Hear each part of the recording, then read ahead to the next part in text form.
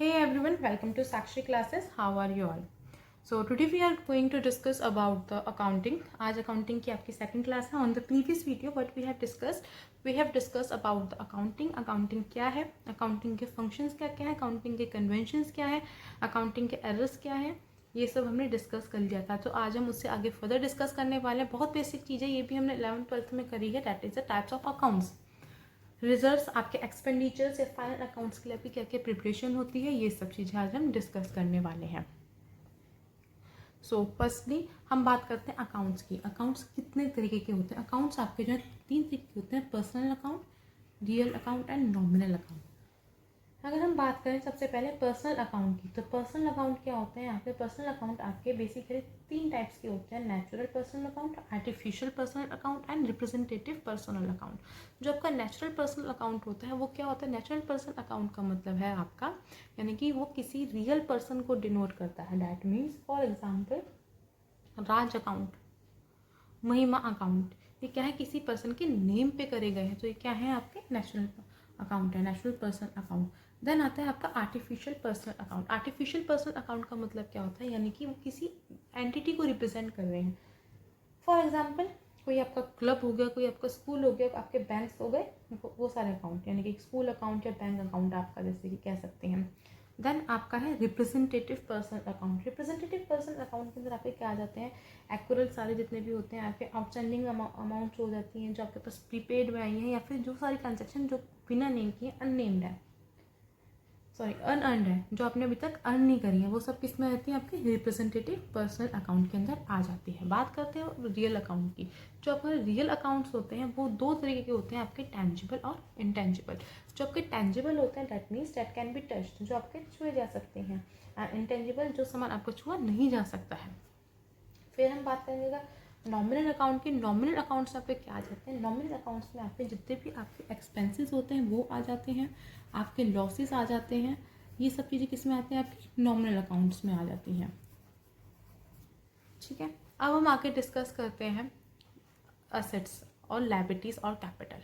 अब एक फॉर्मूला हमने 11th में याद करा था असेट्स का, that is capital plus liabilities. यानी कि जो भी आपके असेट्स हैं, असेट्स की वैल्यू किसके इक्वल होगी? जितने भी आपका कैपिटल है उसमें हम अपनी लायबिलिटीज को जोड़ देंगे, तो क्या वो कॉम्बिनेशन जो उसकी अमाउंट होगी वो हमेशा किसके इक्वल होगी? आपके असेट्स के इक्वल होगी.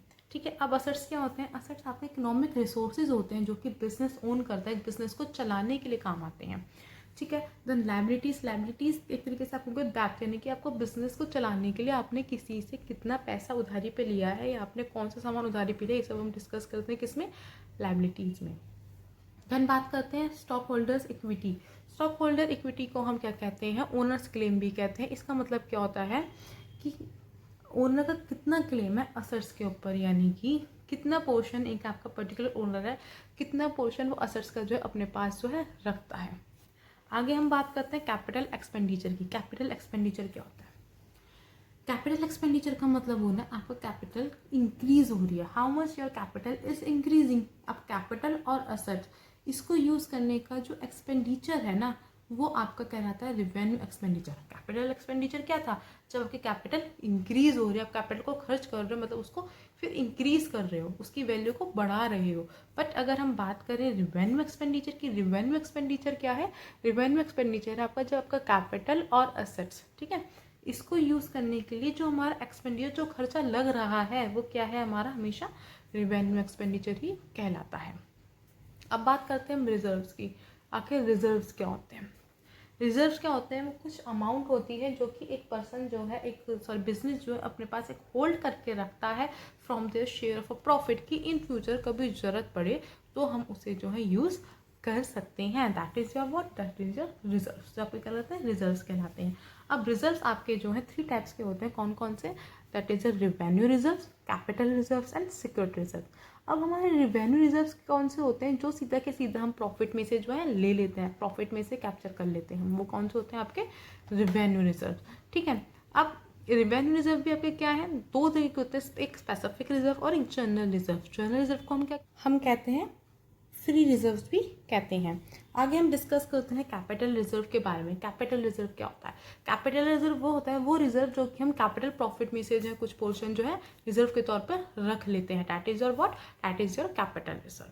ठीक है, कैपिटल रिजर्व के अंदर हमारा क्या आता है? प्रीमियम जो हमने पे कर दिया रिडक्शन के टाइम पे, ठीक है, जो प्रॉफिट हुआ हमारे सेल, जब हमने सेल करी फिक्स असेट्स की, उसमें जो प्रॉफिट हुआ सेल्स के ऊपर, वो कहाँ पे आ जाएगा? आपका कैपिटल रिजर्व के अंदर आ जाएगा।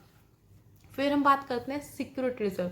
आखिर सिक्योरिटी रिजर्व्स क्या होते हैं? सिक्योरिटी रिजर्व्स वो रिजर्व्स होते हैं कि भाई आपने दिखा दिया कि आपके एक्सपेंसेस जो हैं ज़्यादा आ रहे हैं, बट एक्चुअलिटी में नहीं होते हैं। आप क्या कर रहे हो, उसमें से कुछ रिजर्व जो पैसे बच रहे हैं वो अपने पास रख रहे हैं। या फिर जो डेप्रिसिएशन लग रही है, वो डेप्रिसिएशन ज़्यादा लग रही है एसेट पे, लेकिन क्या होता है आपकी डेप्रिसिएशन ज़्यादा नहीं लग रही होती है। आप क्या कर रहे हैं, वो पैसे कहाँ पे डालते हैं? आप अपने रिजर्व के अंदर डालते हैं। फिर कोई प्रोविजन लग गया या ओवर वैल्यूइंग कर दी लायबिलिटीज़ की, ऐसे करके क्या बनता है? आपका सीक्रेट रिजर्व बनता है।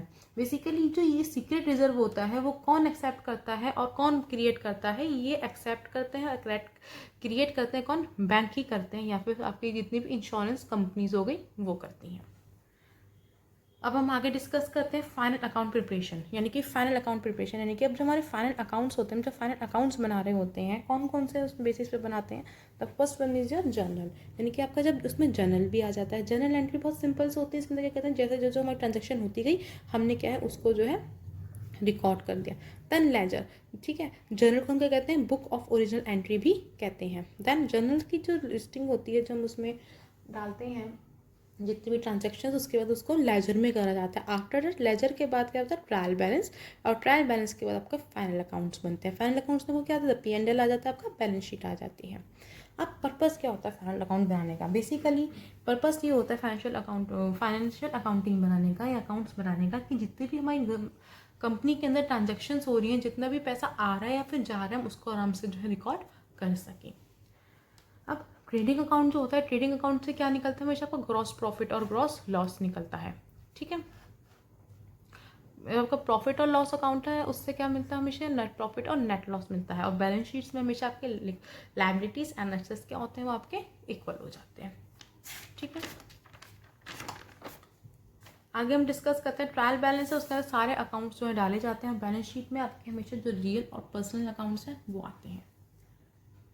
अब अगर हम बात करें अकाउंटिंग इन्फॉर्मेशन सिस्टम की, अकाउंटिंग इन्फॉर्मेशन सिस्टम क्या है? अकाउंटिंग इन्फॉर्मेशन सिस्टम आपका एक तरीके से अकाउंटिंग साइकिल है जो कि आपके बिजनेस में चलती ही रहती है। अब वो कैसे चलती रहती है? जैसे आपका पहले जर्नल बना, फिर आपका लेजर आया, फिर आपका ट्रायल बैलेंस आया, उसके बाद आपका P&L बना, P&L के बाद आपका बैलेंस शीट बन गई। तो ये सब किस में आती है? आपकी अकाउंटिंग की पूरी साइकिल पे आती है। ठीक है, ये पूरा इसका एक तरीके से सिस्टम होता है। अब हम बात करते हैं एक्सपेंडिचर्स की। एक्सपेंडिचर क्या होता है आपका? एक्सपेंडिचर का मतलब होता है आपका खर्चा, यानी कि किस टाइप का एक्सपेंडिचर, यानी खर्चा जो हमारा ऑर्गेनाइजेशन के अंदर होता है, कंपनी के अंदर होता है, हम उसे कैसे रिकॉर्ड कर सकते हैं। 3 तरह के आपके एक्सपेंडिचर्स होते हैं: capital expenditures, revenue expenditure and deferred expenditure. अब रिवेन्यू एक्सपेंडिचर का मतलब तो ऑब्वियसली बात है कि भाई जो पैसा आएगा उस पर जो हम खर्चा कर रहे हैं। ठीक है, बट अगर हम बात करें कैपिटल एक्सपेंडिचर की, कैपिटल एक्सपेंडिचर क्या होता है आपका? ये नॉन रिक्योरिंग होता है। ठीक है, बार बार खर्चा नहीं होता इसमें, बस एक बार खर्चा हो गया, ठीक है, वो रिकॉर्ड कर लिया गया। अब रिवेन्यू कम करके अर्निंग बढ़ाने को सोचते हैं हम, किसमें? कैपिटल एक्सपेंडिचर में, यानी कि अपना रिवेन्यू तो हम कम कर रहे हैं, लेकिन हम इससे कैसे अपनी अर्निंग को जो है बढ़ा सकते हैं, that will comes on capital expenditure. बात करिए अगर हम डिफर्ड एक्सपेंडिचर की, डिफर्ड एक्सपेंडिचर क्या होता है? बेसिकली